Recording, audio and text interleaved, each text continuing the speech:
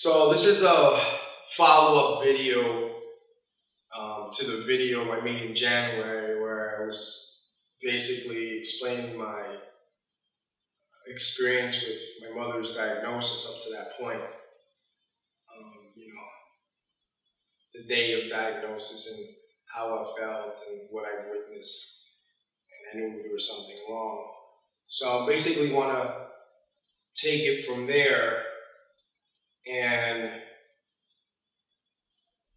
explain the deterioration from that point to now, to where we are now. So that's somewhere in January. Around April 6th or April 7th, my mom she went into basically what we call some sort of coma state.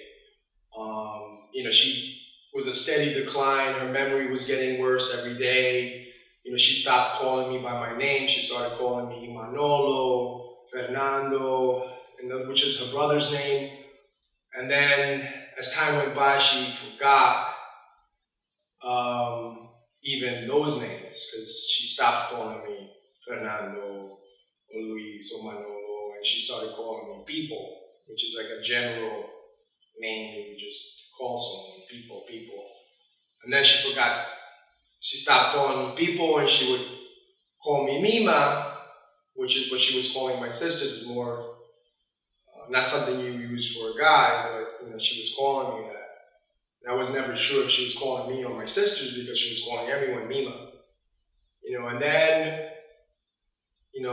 she started talking a lot to herself. And, one of the things that was most striking was, when she started basically begging for death. She was begging to die. And she was always saying that she didn't want to live like this and she just wanted to die. And I always told her, there's nothing we can do. It's not like I'm going to kill you or put you to sleep, or it's senseless to say that because, it hurts me that you want to, I understand why, but it hurts me to hear that. And, the fact that you're vocalizing it, really stresses me out. I don't really, no one wants to hear that their loved one wants to die. But I understood that she wasn't able to walk, she wasn't able to remember anything, she wasn't able to talk, she didn't want anyone to see her. She had constant, her head was hurting. Plus we had her on top of all of that, we took away the only things that she still had in her life that she enjoyed, which is my mom had a huge sweet tooth, and her sweet tooth, made her had her eat all types of garbage, flan and rice pudding and ice cream, which is she loved all her life, and we took all that away. So not only physically she was fucked, mentally she was fucked. We didn't even give her as far as the food she wanted to eat, she wasn't even getting that. And she was eating greens and spinach and, everything organic, of course, but nothing that she'd enjoy, nothing, So, we had her on what's called, they call it the ketogenic diet, because the idea behind that is that sugar, processed sugar at least, accelerates cancer because it feeds off of it. It's a theory. They have some studies say that it is, and some studies say that it's not. So when we gave it a try, because we don't have much of a choice, so we gave it a try. So we took her off that because she was complaining, and when we did take her off that, I'd say the cancer advanced pretty quickly after that. It spread within weeks.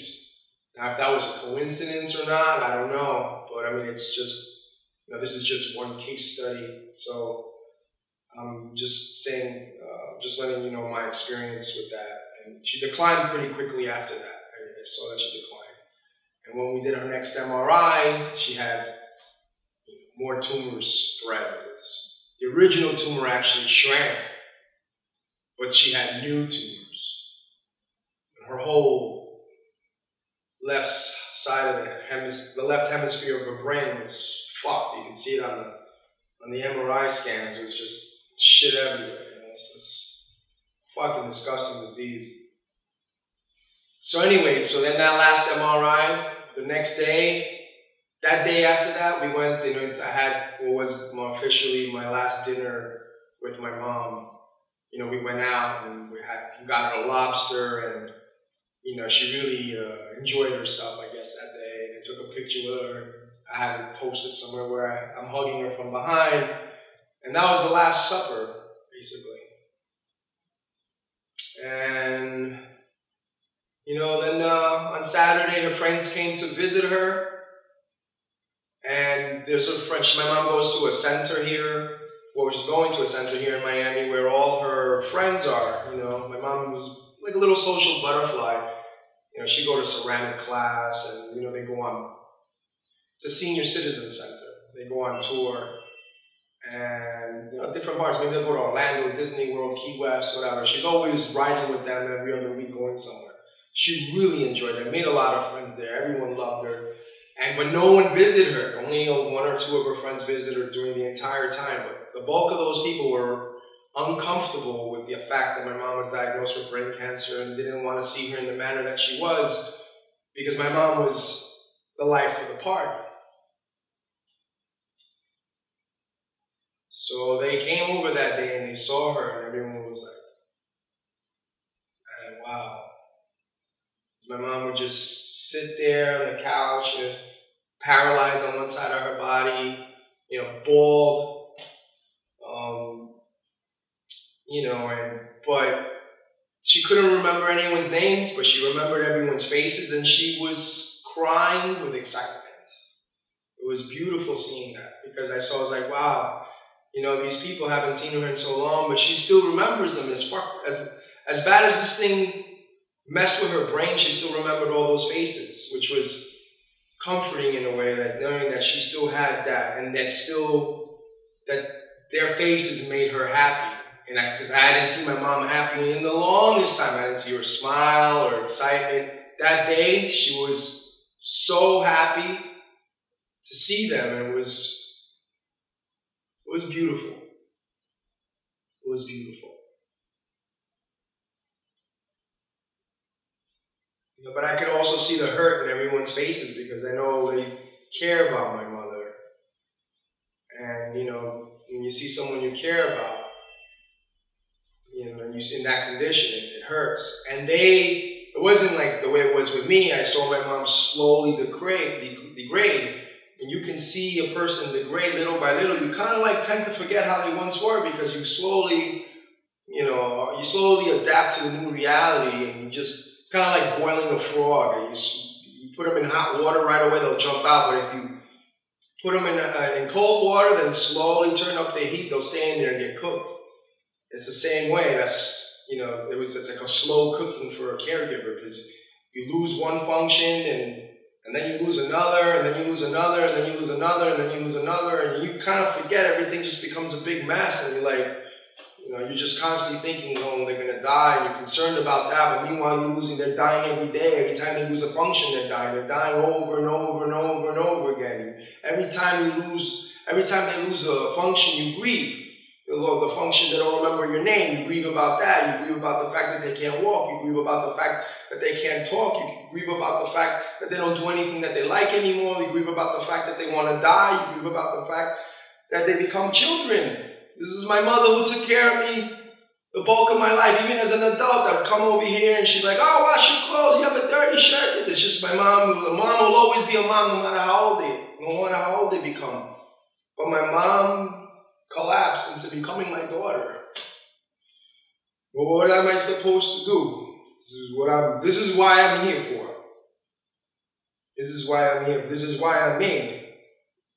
She was there at my entrance. I'm going to be there at her exit. So the next couple of days after that happened, my mom kind of she zoned out. And during that whole period, up until maybe a couple of weeks before when all her friends came to visit her, she started on a mantra. She would say, llévame, llévame, mima, llévame, llévame, mima, llévame, llévame, mima, llévame. And she'd basically say that all day. And as time went by, it became more and more frequent. Up until 2 days after all her friends came to visit, she was saying it non-stop, one after another, day and night, in her sleep. in her sleep, she would say, I would go to her and she'd say, llévame, mima, llévame, llévame, mima, llévame. That's all she would do all day. And it drove me insane. It drove me insane. And I remember just sitting there. I was trying to work on the computer, and then she kept saying it over, and I lost it. I lost it. I lost it. I lost it. The first time that I would say I snapped in this entire time I was with her, taking care of her, and I snapped. I was like, Ma, you have to stop. You have to stop. You have to stop saying that. You're driving me crazy. You say it all day nonstop. You have to stop. You have to stop. And as I'm telling her this, she's staring at me and she's still going on, llévame, mima, llévame, llévame, mima, llévame. Which means, take me, mother, take me, mother, take me, mother, take me. Begging for her mom to take her. And I snapped. And I felt so bad. I walked out of there and I went back to my apartment. And I went to sleep. And the next morning, I came back. And when I came back, it was quiet. She wasn't saying anything. My mom, I always had her, she always wanted to sleep. Ever since her condition, she wanted to sleep in the recliner. So I had her in the recliner, sitting there. And I went to her and she was sleeping. I was like, Mom, I'm going to make you breakfast when we get up. Because it was basically tradition every morning to make her breakfast. I go to her, try to wake her up, but she wouldn't wake up. Like, Mom. But I thought she was just tired as usual, and she was a little drowsy. But I picked her up, and this time when I picked her up to put her onto the wheelchair, she didn't help me. Like, she didn't have any strength like she normally, so all the weight went on my back, and I laid her on the wheelchair.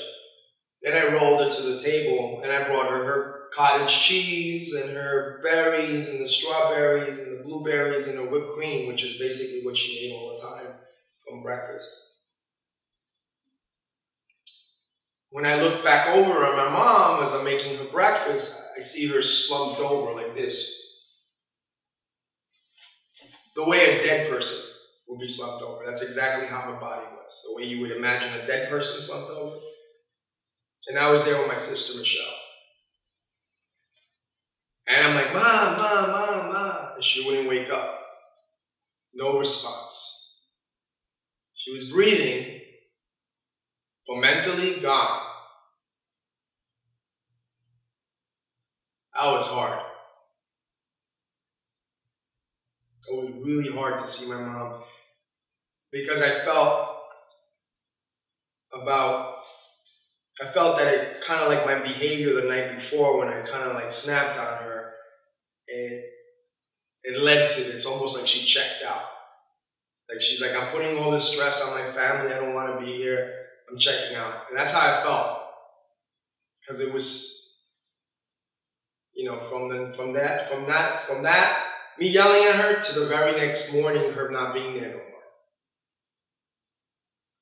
And so since then till now, my mom's been in a big coma-like condition, where occasionally she comes out of it.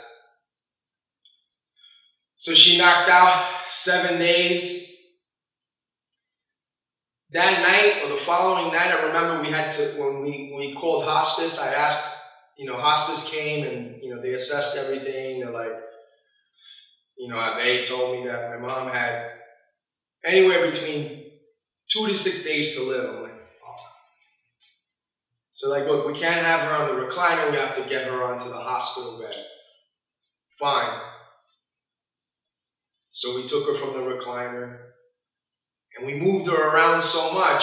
She was already at this point sleeping for, the entire day. Nothing would wake her up. But we moved her so much, when I laid her on the hospital bed, she woke up and started screaming, "Llévame, llévame, llévame." And she was holding her head, and she was curled into the fetal position, and she was just holding her hand, or with her good hand, she was holding her head, and she looked like she had a horrific migraine, like a headache so bad, because I could see her face, she was curled in, and it was the most,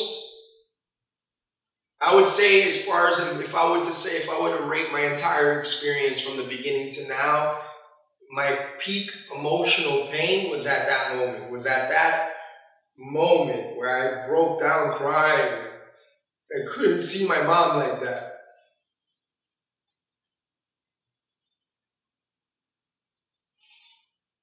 No one should see their mom like that.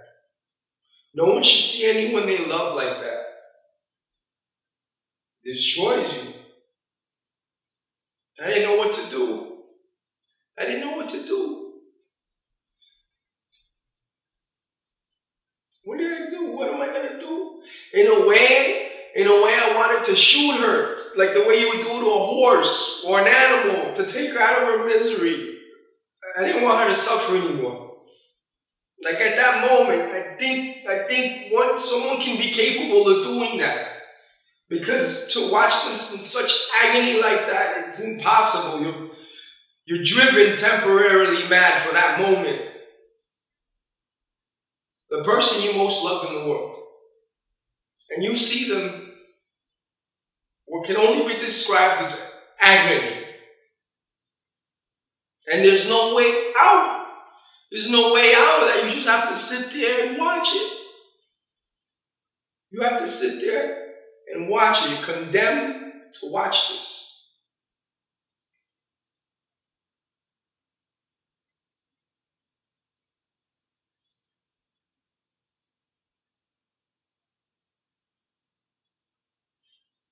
After a little while,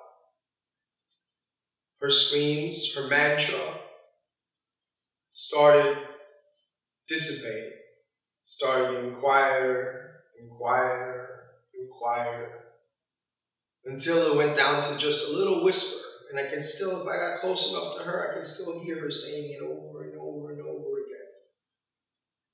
She still was saying it hours later, until she went silent again. And she went silent for at least 7 days. 7 days later, she woke up. Perhaps it's, we pulled her off all her meds, no more chemotherapy. Chemotherapy is poison. It's toxic to the body, so, I wouldn't be surprised if you end up in some sort of comatose condition because of it. And then when you stop the treatments, you pull the poison, so they make a comeback or rally.